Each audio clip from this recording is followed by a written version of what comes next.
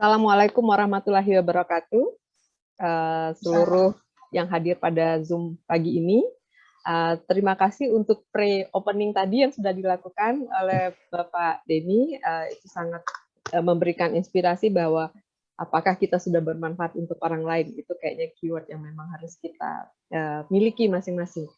Pencapaian adalah pada saat kita bermanfaat pada orang lain. Nah, pada hari ini kita akan mendengarkan cerita dari dua remaja putri Gading Minang, kalau kita sebutnya, bagaimana pengalaman mereka dalam pendidikan dan juga apa yang mereka jalani sekarang. Mereka dua-duanya gadis Minang, tapi tidak adonan di rumah. Yang surang di Polandia, yang suranglai di Kalimantan Barat, di tengah hutan pulau. Nah, sebelum Wak Danga cerita dari masing-masing, mungkin kita minta dari Putih dan Siva untuk memperkenalkan diri secara singkat, background dan sekarang ada di mana, aktivitas yang dilakukan saat ini. Silakan Putih dulu. Di-unmute ya. Ya. Assalamualaikum warahmatullahi wabarakatuh. Kedengeran nggak suaranya nih? Kedengeran, Bro? Kedengeran, bagus. Oke. Pagi buat bundo-bundo atau mama ya panggilannya Om Denny. Panggilannya siapa? Om Denny yang ada di zona waktu pagi. Terus untuk bundo-bundo yang saat ini lagi berada di zona waktu malam, selamat malam. Terima kasih Putih sudah diberi kehormatan untuk diajak bergabung ke dalam webinar perdana ya ini Bundo dari Bundo Kandung Mancanegara untuk membagikan sedikit cerita dengan tema Gading Minang Bos Global. Untuk perkenalan sedikit, Putih nama lengkapnya nggak ada putih-putihnya, jadi namanya Melati Dwi Anugrah Kalik. Saat ini sudah menyelesaikan pendidikan kedokteran dari Universitas Andalas, sudah praktek sebagai dokter, lulus tahun 2019. Jadi setelah lulus dari kedokteran UNAN tahun 2019, Putih praktek di Pangkal Pinang, Bangka Belitung di Rumah Sakit Bakti Timah selama 1 tahun, lalu sekarang melanjutkan PTT atau suatu program lanjutan ke salah satu klinik di yayasan non-profit di Kalimantan Barat, di kabupaten termudanya itu Kabupaten Kayong Utara. Kliniknya namanya Klinik Alam Sehat Lestari, itu merupakan klinik yang terintegrasi dengan yayasan yang bekerja di bidang lingkungan dan kesehatan. Jadi saat ini sedang di Sukadana Kayong Utara. Untuk goals globalnya, waktu itu Putih alhamdulillah pernah mendapatkan beasiswa fully funded dari US government dengan beasiswa Youth Exchange and Study waktu tahun 2011 dan 2012 waktu masih SMA kelas 3. Itu ditempatkan di Wisconsin, Menominee, United States selama 1 tahun di senior year di high school di sana. Untuk itu dulu kali ya Bundo. Mungkin nanti kita cerita lebih banyak setelah materinya mulai kali. Terima kasih Bundo. Ya, terima kasih Putih. Selanjutnya silakan Siva. Ya, assalamualaikum semuanya. Udah kedengeran ya suara Syifa? Ya. Oke, mungkin biar lebih dekat dipanggilnya Uni Syifa aja karena memang sering dipanggil Uni di rumah. Mana kalau dari Uni Syifa sendiri, Uni lulusan dari jurusan teknik biomedis, jadi kita di Bandung itu belajar gimana cara alat kesehatan ini bekerja, dan terusinnya sekarang belajar tentang cognitive science atau cognitive science itu bagaimana manusia memproses informasi. Jadi kita belajar tentang otak, dan kita belajar juga tentang psikologinya kayak gimana. Dan Uni sangat-sangat senang bergerak di bidang bagaimana supaya teman-teman Uni itu di sekeliling Uni, bahkan dari keluarga-keluarga Uni semangat buat belajar terus. Kayak waktu itu sempat juga ekspedisi ke Kalimantan, waktu Kalimantan Tengah, kalau Syifa, Kak Putih, itu untuk nyemangatin teman-teman di sana, kalau ayo lo belajar, kita nggak cuma bisa sekolah di sini, tapi bisa juga keluar Kalimantan. Dan biasanya setiap tahun ada aja acara untuk nyemangatin teman-teman di SMA. Untuk pengenalan Syifa itu dulu aja kali ya singkatnya. Oke. Terima kasih Siva. Jadi itu kenalan sedikit dari para gadis-gadis Minangkabau yang hebat-hebat ini. Mereka nanti akan menyampaikan, seperti saya sampaikan, perjalanan mereka dan pembelajaran yang mereka dapat selama mereka mengikuti pendidikan dan juga mengikuti passion yang mereka inginkan. Oke, mungkin sedikit dari Pak Denny, kita minta arahannya atau kata-katanya terhadap kita semua dan juga untuk 2 orang gadis Minang ini. Oke. Baik, terima kasih Bu Dosoni atas kesempatannya. Jadi tadi saya mungkin belum sempat menyapa semua ya. Jadi Assalamualaikum warahmatullahi wabarakatuh. Senang sekali bertemu dengan bundo-bundo sekalian. Sudah cukup lama juga saya tidak bergabung di kegiatan diskusinya Bunda Kanduang Mancanegara. Tetapi saya terus mengikuti dari Bu Ben, dapat update mengenai kegiatan-kegiatan yang dilaksanakan, rencana-rencana ke depan. Ini kita beruntung nih punya Bu Ben yang seorang aktivis, selalu bersemangat, selalu saya nggak tahu nih Bu Ben ini tidurnya berapa jam nih sehari ini. Selalu berpikir keras ini untuk kemajuan Minang. Jadi jaringan ini sangat-sangat beruntung memiliki Bu Ben sebagai motor penggeraknya, dan tentu ada peserta-peserta yang dengan tetap secara tekun mengikuti kegiatan-kegiatan. Ini namanya kegiatan kegiatan amal ya sebetulnya Bu Ben ya, nggak ada rewardnya dari sisi finansial, kita nggak mengharapkan recognition atau pujian, tetapi itu tadi selagi kita bermanfaat, selagi kita bisa share apa yang kita tahu dengan jaringan Bundo Kanduang, dengan semua yang ada di Sumatera Barat, di kampung halaman, kayaknya udah mendatangkan kesenangan sendiri nih dari bundo-bundo Kanduang semua. Jadi terima kasih kepada Bu Ben dan BKM atas konsistensinya, karena banyak yang ini Bu Ben, banyak yang suka biasanya bikin sesuatu agak latah gitu. Jadi kalau trennya lagi digital begini, semua bikin, and then kemudian 1-2 minggu atau beberapa bulan berhenti, atau mengharapkan sesuatu gitu, ya kan? Tapi ini saya lihat BKM ini betul-betul berangkat dari idealisme. Nah, mengenai acara hari ini mengundang Unisifa ya, ini Unisifa ini pasti yang paling besar ya di keluarga ya.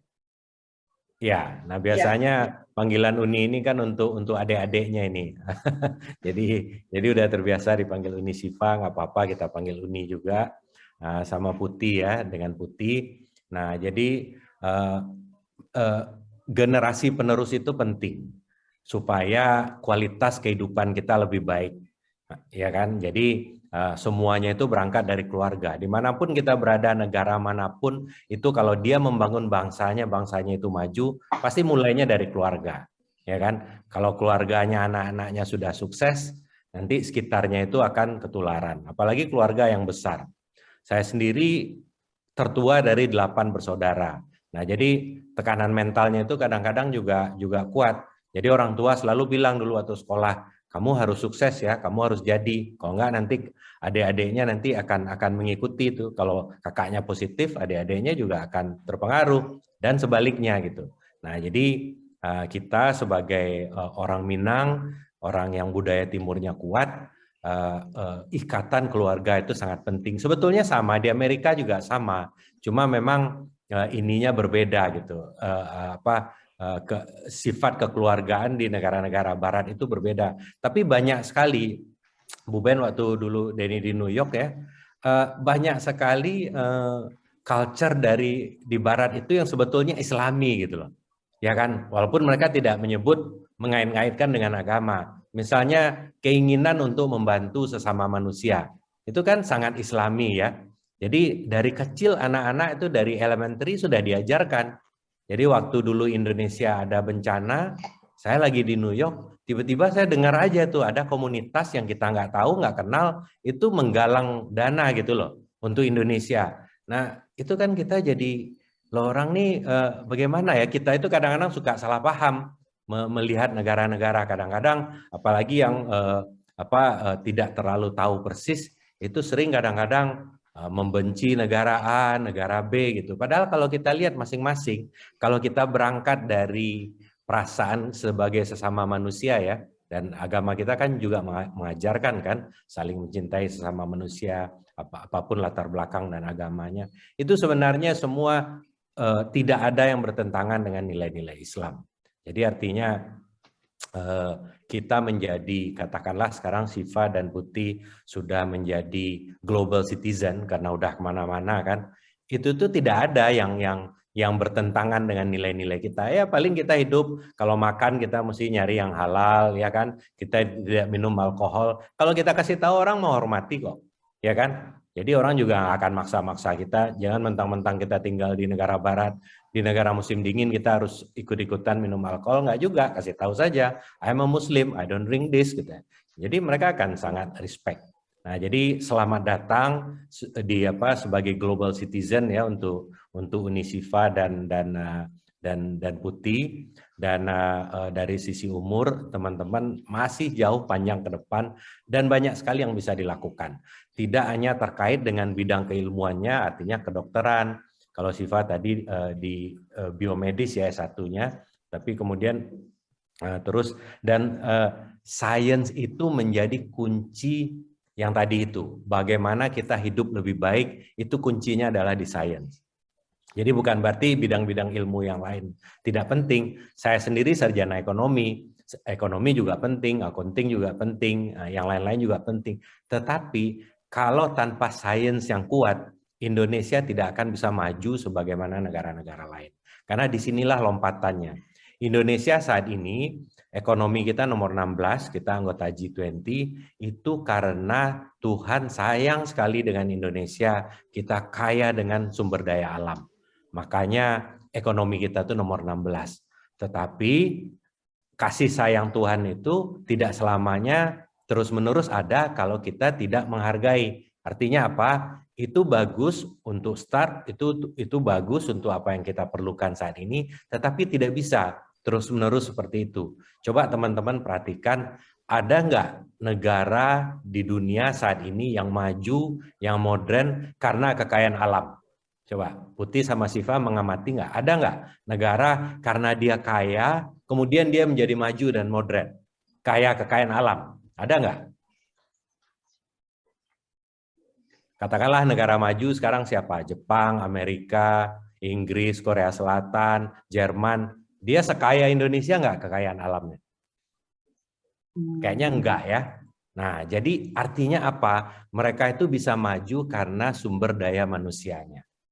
Karena manusia-manusianya selagi jadi student, selagi jadi dokter, selagi jadi insinyur, itu bekerja giat, ya kan, mengasah ilmunya, memberikan manfaat untuk banyak orang, memperkuat sains. Nah, itulah yang menjadi kekuatan negara untuk maju. Jadi nanti kalau ada waktu, kalau ke BKM ini udah sering saya share, di Jenewa itu di Swiss, itu ada organisasi namanya WIPO. WIPO itu adalah World Intellectual Property Organization. Nah, jadi organisasi ini mengukur kemampuan setiap negara di dunia, negara mana yang paling bagus membuat produk-produk yang kaya dengan added value. Jadi kalau kita bicara science, nanti hasilnya adalah dia mentransform. Misalnya Indonesia. Sekarang Indonesia yang lagi getol, yang lagi populer di dunia adalah Indonesia adalah pemilik tambang nikel terbesar di dunia. Nah, itu yang kita dengar sekarang. Nah, nikel ini diperlukan untuk membuat elektrik baterai. Elektrik baterai ini diperlukan untuk menyelamatkan lingkungan, untuk renewable energy. Nah, Indonesia punya kuncinya. Tapi kira-kira apakah Indonesia akan maju hanya dengan nikelnya saja? Nggak mungkin. Indonesia harus mampu mengubah nikel itu menjadi baterai listrik, kalau bisa menjadi mobil listrik, sepeda motor listrik. Nah, untuk nanti membantu lingkungan. Itu yang kita harapkan. Bagaimana mentransform itu? We need more engineers, we need more scientists, we need more doctors, supaya engineers itu sehat-sehat. Kalau mereka tidak sehat juga percuma gitu. Ya kan? Nah, ini kuncinya, ya kan? Nah, karena itu organisasi di dunia yang menaungi semua negara yaitu United Nations membuat Global Development Platform yang disebut SDGs, Sustainable Development Goals. Nah, Sustainable Development Goals ini sebetulnya merinci 17 poin hal-hal yang perlu diperhatikan oleh negara-negara di dunia supaya mereka bisa maju dan berkembang secara sustainable. Dan tentu harapannya makmur. Nah, Indonesia nggak boleh ketinggalan, karena kalau diukur dari kelompok-kelompok negara di dunia, kita ini masih masuk negara berkembang, negara dengan pendapatan menengah tapi menengah bawahnya gitu, belum menengah atas. Nah, masih jauh kita, PR kita masih banyak ke depan. Nah, siapa kira-kira? Bukan lagi tergantung oleh pemimpin-pemimpin yang di atas saja, presiden, menteri, siapa lagi, atau dirjen atau duta besar. Bukan hanya yang sekarang menjabat, paling dia 3 tahun, 5 tahun, kemudian habis itu pensiun. Pertanyaannya, selanjutnya Indonesia bagaimana? Siapa yang meneruskan tongkat estafet? Nah, disinilah pentingnya Putih dan Siva untuk meneruskan, mengambil tongkat estafet ini dan meneruskan apa yang dicita-citakan. Tapi kita harus paham, kita mau kemana ini harus paham. Nah, coba bayangkan apa yang saya sampaikan ini, kira-kira teman-teman di Padang, teman-teman SMA yang lagi kuliah sekarang, paham nggak? Saya rasa mungkin sangat sedikit yang paham. Nah, karena itu tugas teman-teman untuk merangkul mereka. Jadi coba beberapa tahun di bawah, jadi misalnya kita alumni tahun berapa, sampai 5 tahun ke bawah itu kan masih kontak-kontak tuh. Nah, coba dijaring mereka. Ayo kita diskusi yuk, kalian senangnya diskusi apa? Saya nggak keberatan loh kalau kalian kumpulin 20 orang anak-anak muda, nanti nomor saya ada sama Bu Ben, kontak aja, saya bisa menyalurkan ke bidang-bidang yang kalian tertarik. Yang penting itu bangun passion-nya. Keinginannya di mana. Jadi lihat kelompok-kelompok itu akan maju kalau mereka berkelompok terhadap satu bidang yang mereka senangi. Misalnya kalau Putih sebagai dokter, nanti ada lagi dokter bidangnya apa yang disenangi, ya kan? Nah, spesialisnya apa? Nah, nanti kita ke situ. Karena sekarang apa? Sekarang yang paling penting untuk beberapa tahun ke depan ini adalah kesehatan. Karena sekarang kita lagi menghadapi pandemi dan banyak sekali salah paham yang terjadi di masyarakat yang membuat virus ini lambat kita selesaikan. Ini bukan hanya tergantung sains, tapi tergantung juga penerimaan masyarakat. Penerimaan itu tergantung bagaimana cara berpikir, perspektif. Misalnya soal vaksin saja, masih banyak masyarakat yang tidak mau divaksin.